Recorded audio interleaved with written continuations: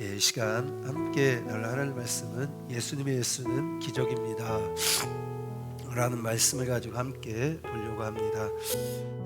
사랑하는 여러분, 이 땅을 살아가면서 우리가 불가항력적인 일들이 찾아올 때가 있습니다. 우리의 연약함으로 할 수 없는 일들이 찾아올 때가 있고, 거절감의 상처가 찾아올 때가 있고, 응답이 되지 않는 것 같은 그런 불안함이 찾아올 때가 있습니다. 그럴 때에 오늘 본문에 나왔던 여인처럼 오히려 인생의 전환점을 맞이하고 그것이 전화위복이 되고 더 큰 하나님의 역사와 영광과 축복을 경험할 수 있는 저와 여러분 되시기를 예수님의 이름으로 축복합니다. 그러려면 어떻게 해야 할까요? 저와 여러분들의 인생의 전환점을 맞이하려면 어떻게 해야 될까요? 첫째, 해결의 시작점을 찾아야 돼요.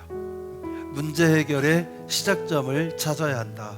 한 여인이 딸이 귀신 들려갖고 고통스러워하니까 가슴이 너무 아픈 심정을 가지고 예수님께 매달리고 간청하는 거예요. 사랑하는 여러분, 사람들은 문제가 생기면 먼저 누구에게 도움을 청하죠? 가족에게 도움을 청하고, 친구들에게 도움을 청하고, 이웃에게 도움을 먼저 청하죠.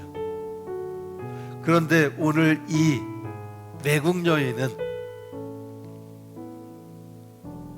예수님에 대한 소문을 듣고 예수님에게 한 걸음으로 달려와서 그분에게 엎드려 그분에게 도움을 청하는 것을 볼 수 있습니다. 정말 간절히 호소하는 거예요. 왜냐하면 자식이 아픈데 어떤 호소를 안 하겠어요? 얼마나 간절하겠어요? 근데 예수님은 외면하시는 거예요. 예수님은 마치 거절하시는 것 같고 냉대하시는데 그 한마디에 너무 큰 상처가 되는 말씀을 하시는 것처럼 느껴지는 거죠. 그럼에도 불구하고 이 여인은 예수님이 지금은 아니라고 하지만 반드시 예스라고 하고 기적을 베풀고 응답을 베푸실 거라는 그런 믿음을 가지고 있었던 거죠.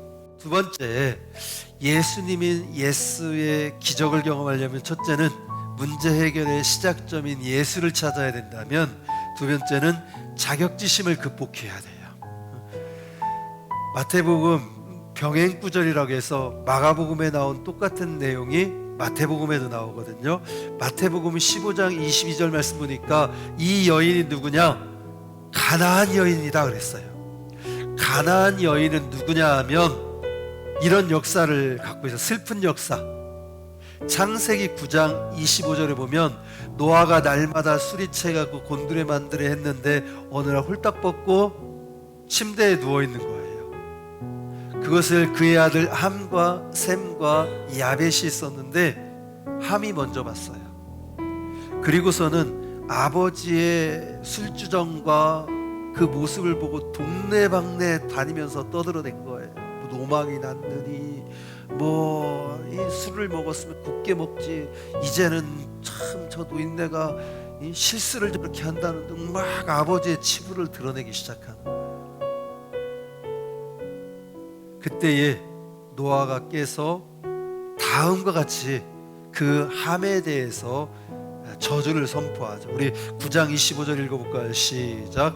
이에 이르되 가나안은 저주를 받아 그의 형제의 종들의 종이 되기를 원하노라. 형제의 종이 되는 것도 저주스러운데 종의 종이 되기를 원한다. 뿐만 아니라 그렇게 내려왔던 역사 속에서 신명기 7장 2절 말씀에 보면 여러분들은 그들을, 가나안 족속이에요, 물리쳐 이길 수 있을 것이요, 여러분은 그들을 완전히 멸망시키고 그들과 평화 조약을 맺지 마시고, 멸망시키고 조약도 맺지 말고 그들에게 자비를 베풀지 말라고 하는 거죠. 그러니까 이 여인이 가나안 여인이라는 건 무슨 뜻이에요? 굉장한 출생의 자격지심과 컴플렉스를 갖고 있는 거죠. 뿐만 아니라 그런 태생의 컴플렉스와 자격지심을 가지고 있을 뿐만 아니라 그는 남편의 이름이 나오지 않는다는 건 뭐예요? 혼자 됐다는 거죠. 이 여인은 이 당시에 남편이 없으면 경제력이 없다는 얘기거든요. 그러니까 가난한 여인에 남편이 없이 찢어지게 가난한 여인이고, 뿐만 아니라 태생적으로도 그렇게 정말로 한스러운데 하나밖에 없는 딸이 귀신이 들려서 미친 사람처럼 돌아다니는 거죠. 이 여인은 소망이 없는 거예요. 출생도 그래, 가난해, 남편도 없어, 하나밖에 없는 자식도 미쳐서 이렇게 되는 거예요. 어떻게 할 수 없는 이 상황, 이 사명 초과의 이 어려운 상황. 사랑하는 여러분, 저와 여러분들도 마찬가지일 겁니다.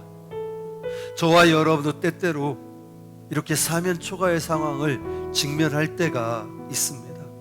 모든 사람이 나를 반대하는 것 같기도 하고, 모든 사람이 뒤에서 나를 욕하는 것 같기도 하고, 그래서 하나님 앞에 기도했더니 전혀 응답도 나타나지 않고 오히려 사정은 더욱더 악화되어져 가고, 사람들의 비난은 끊임없이 찾아오고, 이런 일들이 저와 여러분들에게도 뜻하지 않게 찾아올 때가 있습니다.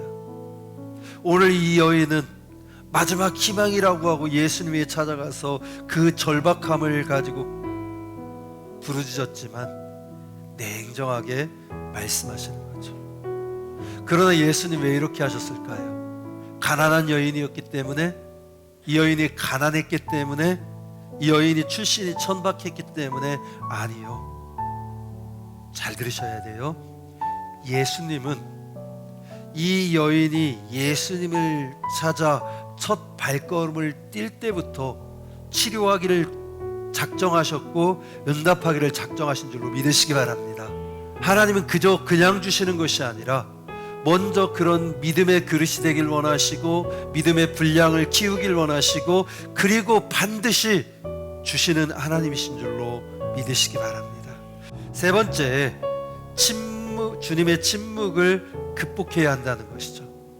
마태복음 15장 22절 말씀 보니까 가나안 여자 하나가 그 지경에 나와서 소리질러 이르되 다윗의 자손이여 나를 불쌍히 여기소서, 내 딸이 흉악하게 귀신이 들렸나이다. 이 절박한 절규와 부르짖음 가운데 예수님은 어떻게 했어요? 23절입니다. 시작. 말씀도 대답하지 아니하시니 응답하지 않으시고 침묵하시고, 그리고 그 절박함 가운데 얼굴도 쳐다보지 않으셨다는 거죠. 오늘 이 여인은 어떻게 했어요? 그 지루한 시간, 예수님이 침묵하고 그 절박함을 외면당하는 그 시간, 그 감정 가운데서도 끝까지 주님에게 나아갔고 주님에게 부르짖었고 그것을 견뎠던 거죠. 그 버림받음을 견딘 거예요. 그 외면당함을 견딘 거예요. 그 예수님의 침묵을 견디신 거죠.